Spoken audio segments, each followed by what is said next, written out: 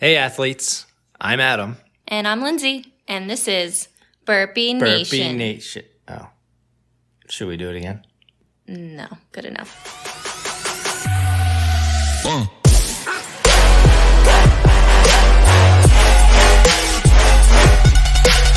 Welcome into this episode of Burpee Nation. And today we're actually going to do a little bit something different. We're going to talk about running. We haven't had an episode like just on running. So we're going to have a guest on today. I'll let Lindsey kind of take the reins on this one. So go ahead, Lindsey. Yeah, sure. So this is, we have Stacey Gross on. She's a certified run coach from the Philly area. She's actually a clean athlete along with Adam, which I mentioned in, the second episode? Yeah, our home gym episode. Yeah. But I don't even know how I started following you on Instagram, but I saw all these super inspirational, motivational, running posts. And I was like, this is awesome. So I feel like we kind of chatted more than you guys have ever I was like I was the gateway. Yeah, okay. I was like the liaison. Yeah. You know?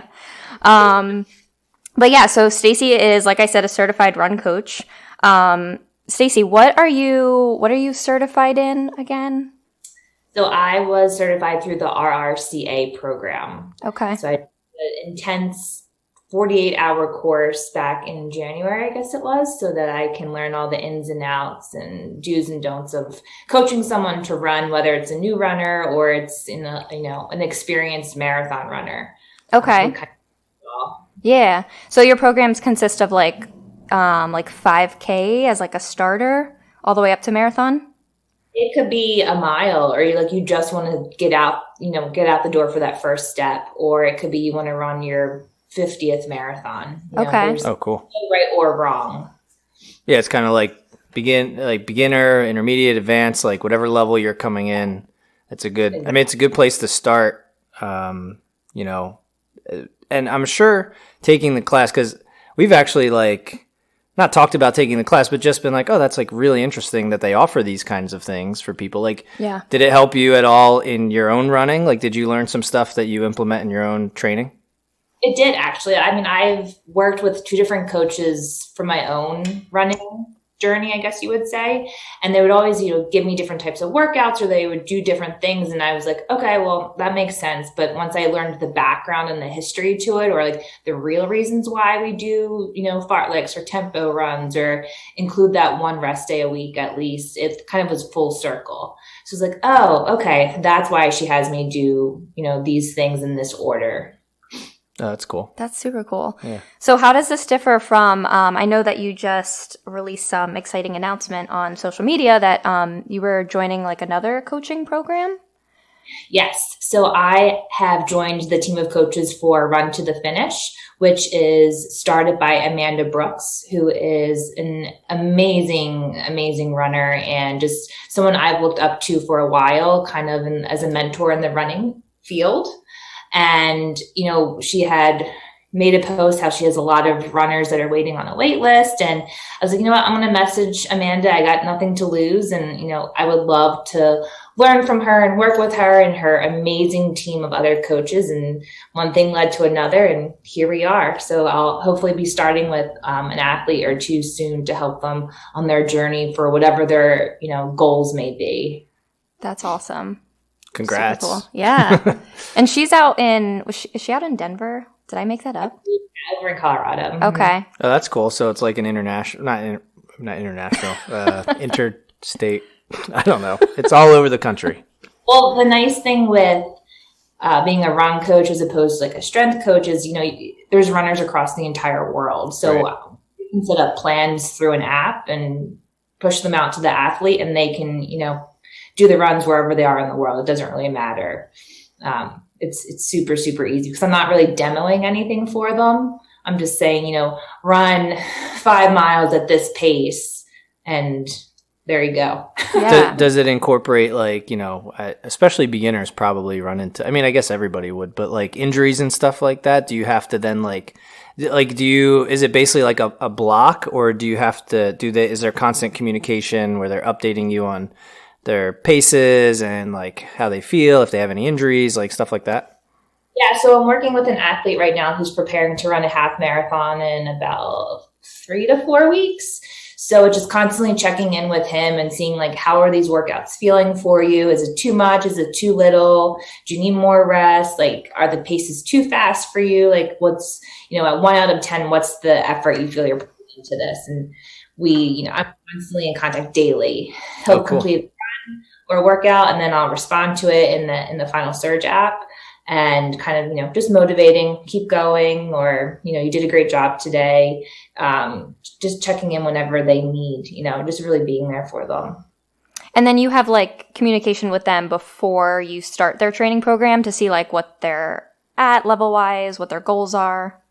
Yeah. Like what were your past times? What were your personal bests? If you've been running for a while, like what was your last 5K that you raced? What time was that? Half marathon, and so on. And then I can look at a pace chart from there to kind of see, well, I have a goal of running a sub 2.5 hour half marathon. So what are the paces that the runner needs to be completing their workouts at to get that sub 2.5 hour finish time, whenever race day may be. Training cycle should usually be like around 3 to 4 months. Hopefully, in a perfect world, I think they say it's like 15 to 18 weeks for a marathon. Yeah. Depending on what their fitness level is, you want to have that slow progression up to that final race day. So it's pretty cool. Without a doubt, our marathon training was some of the least favorite training I've had. Oh, yeah. Yeah. Well, it's so time consuming, I know. You really have to like dedicate every second you can to that. It's like a job, essentially. It really is. It really is. Right. I was talking to a friend this morning. We did a 5-mile run, and I was like, you should really train for a marathon. She's like, I just don't know if I want to put the time into it, because you have to run, and then you have to do your actual real job, and then run again, and give up almost your whole weekend sometimes once your mileage gets past 14, 15 miles. That's a whole morning. Yeah. Yeah. Those long run days. And I feel rough. like you almost have to give like your family and friends a heads up too, to be like, FYI. You're not going to see me for 6 months. Right. Like I won't be anywhere on time because I have to get my run in. Yeah. Exactly. I mean, the coaching is cool though, because like I think especially like, so we talked about beginner athletes, but even athletes who work out 5-6 days a week, when you do that many workouts, running, lifting, whatever it is, like you sometimes lose like a sense of direction. You know what I mean? Like you're just like, you wake up and you're like, I don't know what I'm going to do today. Let me just try and throw something together real quick. And that takes a lot of the effort, like the hard effort out of it. Somebody who's like monitoring this for you is going to tell you what to do. You don't even have to think about it. And it's probably better for you training wise than what you would put together yourself, just making something up 10 minutes before you work out. Right. And that coach is holding you accountable. Like you have someone to kind of report to, in quotes, your data at the end of the workout. Right. Like I did do this and I did it to the best that I could do. Whereas if it's just you doing it, like, nah, I'll get to it later. I'll just kind of like half-ass this. You were just saying that earlier I about was. like your max rep thing. Yeah. She's like, I hate max rep stuff because I'm like, I don't know, this is hard. I'm just gonna stop. Yeah. Or when, because I know that you also said oh my gosh, I'm going off topic, but I know you also said that you were going to try CrossFit soon. So I actually have a CrossFit coach through an app. But yeah, so she has me do some stuff like every few weeks to kind of just see where I am, but they'll say like, like max rep or like the longest dead hang you can do. And I'm like, I don't know, it burns. Can I let go? Right. Can I stop now? But so do you ever like incorporate like strength or like cross training into your workouts, or do you just do like a running program? So I think I'm one of those rare runners that love strength training just as much as I love running. And for anyone that follows me on Instagram, I preach about both quite equally. Like it's not one over the other. And my whole journey, I think, started, I did running and I did fun 5Ks and 10Ks and stuff. But I think I found the passion for running when I got really involved with strength training. I got connected with this trainer at our local Planet Fitness, and I guess he saw the like fire in my eyes of determination, and I don't like being defeated. So he would give me something to do and I would do it 20, 30, 40 times until I kind of mastered it, or at least got the hang of it that day. Yeah. And when it comes to next time, I want to do the same thing, but do it even better than that. So the progress I've seen, including at least 3 days of strength training and core workouts and all of that, has been incredible. Like, I don't think I would be the strong, fast runner that I am at this moment if I didn't do all those extra things. Right. Not a lot of people can say that they love both. So they, kind of cut one out and just maybe only run, but they're not progressing at all. So just, throw in a few days of planks and push-ups and pull-ups and I've greatly been ignoring planks. Like I was having some like IT band issues, and I was reading up on it, and it said about, some glute strength is kind of helpful for that. And it recommended doing like 3 minutes of planks a day or something like that. I'm like, all right, like I'll just see how long I can go. And like at a minute, I was like, this sucks. I know I used to be able to do longer than that, but now it's that kind of stuff that you got to make sure you don't ignore. Like planks are like you just forget about them sometimes, and you got to keep them in your keep you honest. Right. Well, there's so many different types of planks. Like I think people automatically, their thought goes to, just like the forearm or the straight arm planks. But there's side planks and weighted planks and twisting planks, one-legged. Side planks are much, much worse. Yeah. I hate those. Right. So much. Do you want to talk about some of the races and stuff? So I was going to ask if you've done any recent races. I mean, obviously with COVID going on, I think they're starting back up. Like we've done like a little local one. A couple local ones. Yeah, but have you done anything recently? The last race, I guess you could say I did, was the weekend of Thanksgiving. I think it was a 4 miler or 5 miler, and then there's a half marathon option, but I stuck with the lower mileage just to kind of get my feet wet with like the new way of racing, I guess you would say. But I have the half marathon coming up in 2 weeks that I've been working my ass off for. So fingers crossed, everything goes to plan. It's my B race, and it's a flat course, and just pray that the wind is behind me and I'm not running into the wind. Oh my gosh. Now, when you say, so like we know probably, I assume you know because you run more than I do in the past. When you say B race, I think some people don't always know what that means. Can you explain that real quick, just briefly? So originally we had the goal race. So that was the A race. Mm-hmm. And that race, I had a weird gut feeling wasn't going to happen as it was supposed to in person at the end of April. So I signed up for this backup race, the B race, back in February, because I felt pretty confident based off of what they had online that it was going to happen in person, nothing changing. So the A race, the original goal race, did get pushed to further into the summer. So I said, I've trained way too long. I'm at that point where like exhausted mentally and physically. So I'm going to stick to the original date, but with the backup. Okay. Yeah. Cause I know, sorry to jump back into coaching, but I know like sometimes people have like, I want to run a sub 25K and that 5K takes place in October, but there's smaller races along the way that you're kind of like, you're not necessarily doing the same effort for your like warm up races, or you're like, you almost work them into your training. Yes. That I assume that comes into account with your coaching a lot with like, oh, like your athlete has a 5K coming up, but it's not their like A race, so to speak. Like it's kind of like a, they want to do well, but they're not trying to PR necessarily. It's like a part of their training. Yeah, kind of, you're doing long runs every weekend. So if you can make one of those long runs a race, so it makes it a little bit more exciting, is always a good thing. But you're not going to have them do the same effort, just like you said. They're going to go out and at least experience that, whatever distance it is. Mm-hmm. But yeah, definitely. Okay. Sorry, I changed topics. No, you're good. Go back. Yeah, speaking of that, do you have a favorite race that you've ever done? Well, I guess I'm biased because I do love the Philadelphia Marathon weekend for many reasons. But the second race that I think would also be the Nashville Rock and Roll Half Marathon. Oh, cool. The city came alive just as much as the Philadelphia city comes alive. And I've never seen that in another state that I ran in, which it was just like, it was so surreal to experience it, which was cool. That is cool. How many people run that? Do you know? Yeah. Yeah.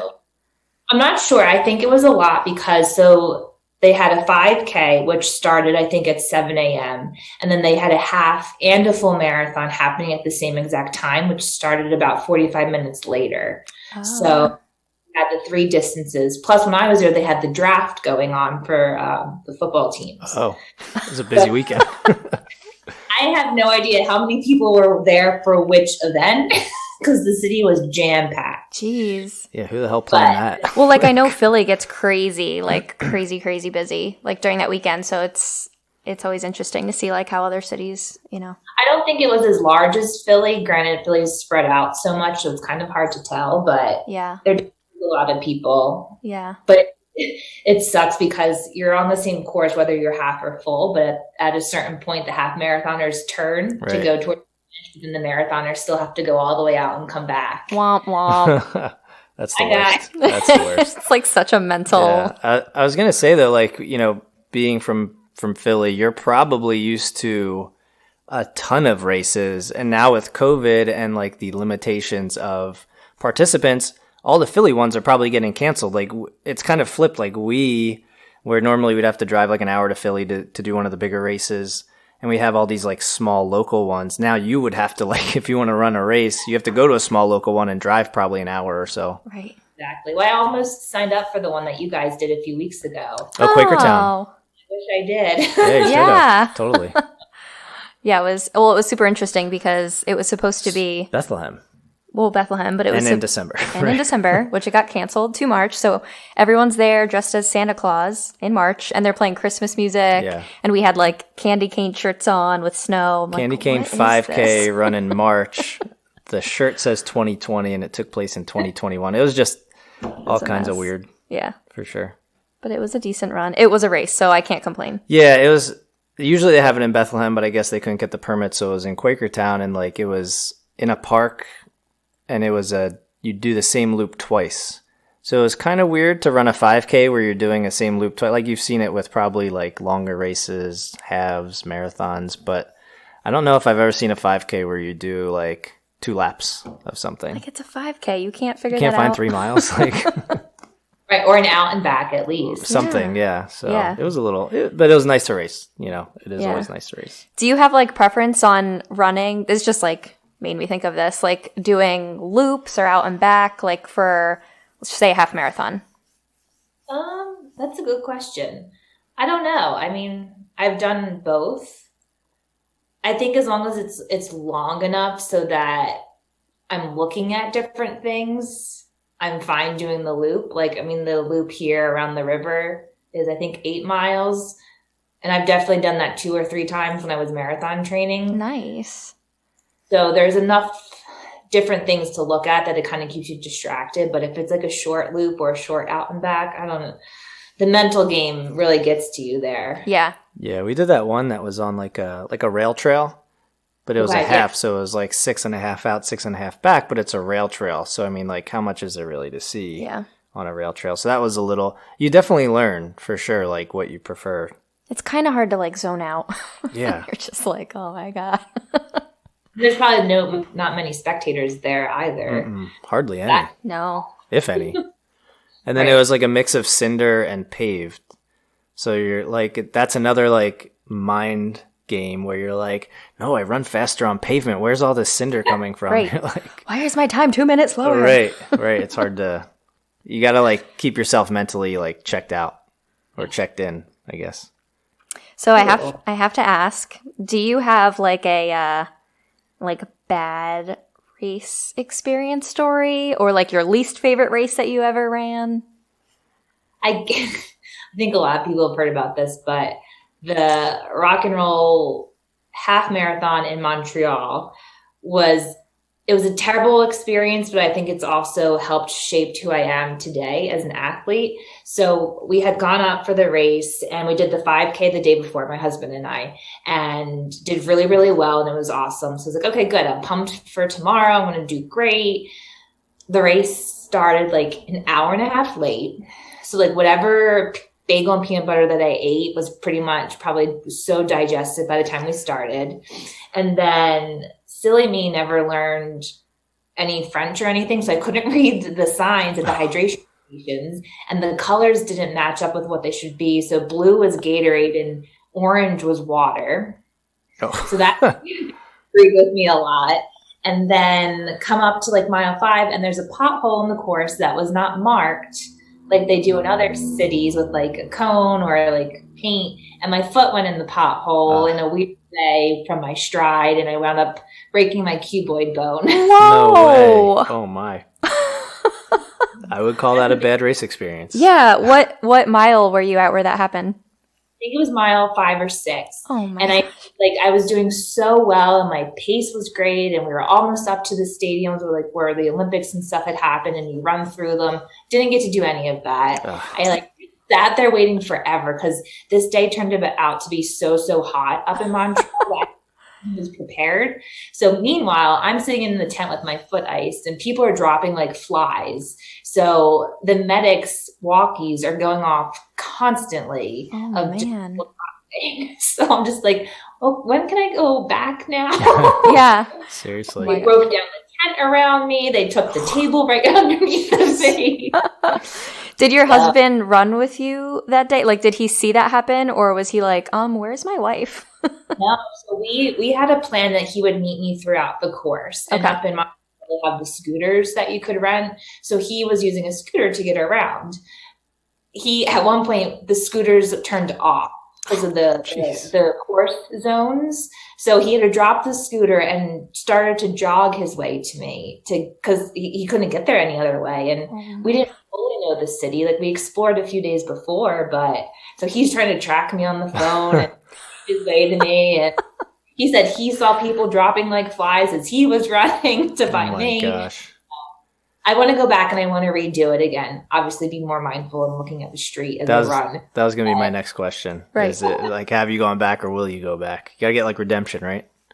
I definitely need to get redemption. That was in 2019 in September. So obviously it hasn't happened since. But I definitely want to go back, get some bagels, do the run. Yeah. Maybe carry one with you in case it's late again. And so how long have you been running for?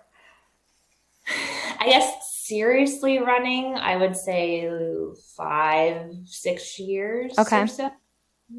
Nice. Very nice. I was scrolling through your Instagram. I can't find the post. Did we give that out yet? Let's do that. Just in case. Even if we did give it out. Yes. It's S__gross. GROSS. And I will say it again at the end too.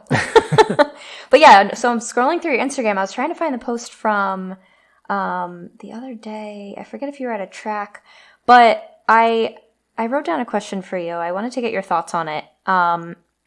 Warming up and cooling down as a runner, whether you're like, beginner, advanced. I don't know if you were doing like plyos or what. I thought it was on like a field, wasn't it? Yeah. Do you know which one I'm talking about? I did a track workout last week, but I also posted a video about dynamic warm-up. Yes. Probably that one. Yes. Yeah.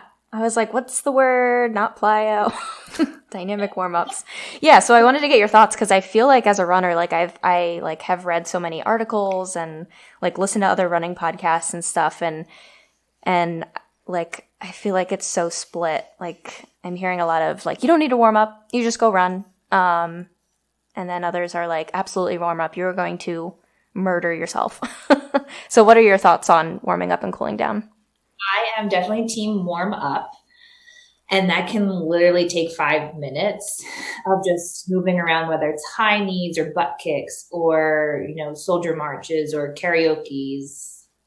Anything that just kind of gets you loosened up. So that way when you go out really fast, you're not going to pull a muscle or hurt yourself. That way you're loosened up and you're warmed up. And then my coach always includes at least like a mile of a warm up before we hit into any of the 800 or 400 repeats or anything. So going out at a slower pace and then diving into the workout. Okay. And then after, I'll do some stretching. Most of my stretching will happen later on in the day just because I want to get home. I want to drink my recovery and my iced coffee and then get into the work day. And then I'm like, oh crap, I need to do a little bit of stretching or use the hypervolt, or usually in the evening, I'll use my compression boots if it was a tough workout that morning. Oh my God. I'm so jealous of those. I know. Every time you post on your story, I'm like, oh, what's that like? They were great birthday present. Hint, hint. We both look at each other. Yeah, I'd be using them too. That's a gift for everybody. Right. It is for everybody, yeah. Like, where are the compression But they're worth things? it. You like them? They're so worth it. I mean, my husband and I both use them, and just that it helps with recovery time, I think, so much. When I did the 14 miler on the treadmill 2 weeks ago. Ew. Wait, how did What? you do that? Like, Time out. yeah, wait a second. I can't even do like 4 miles on a treadmill. Let's back it up here. All right. Well, good for you. That's crazy. Well, the recovery boots, I think, helped tremendously. Oh my gosh. So, yeah. Can I just ask how you kept your mind busy for 14 miles on a treadmill?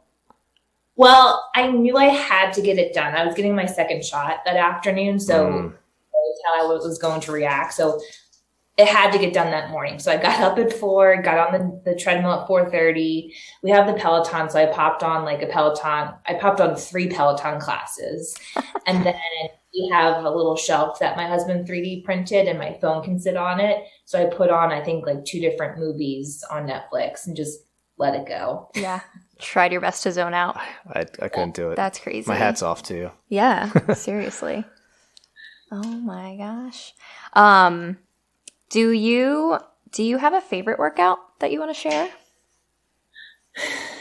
I know that's like such a broad question because I know that you say you focus on like strength and running and cardio, but anything that you've ever like got creative with maybe that you want to share?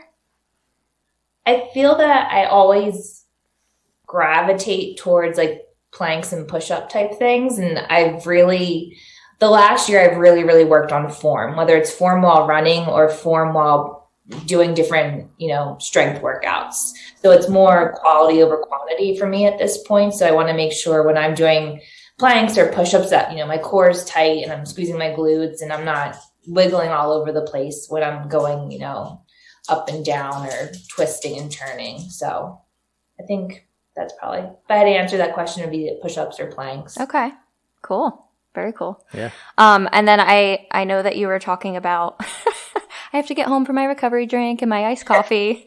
So obviously you just released the new glasses that you made. And what's the story with that? That's like super exciting. And I bought 2 and I can't wait to get them. Yeah, they look amazing. So it just, mine got nothing to lose. Might as well go for it, right? So I drink iced coffee 365 days a year, no matter what temperature it is. People always would give me such crap because it was probably like 15 degrees outside and snowing. And I'm out there running and then posting my iced coffee cup at the end. And they're like, you are crazy.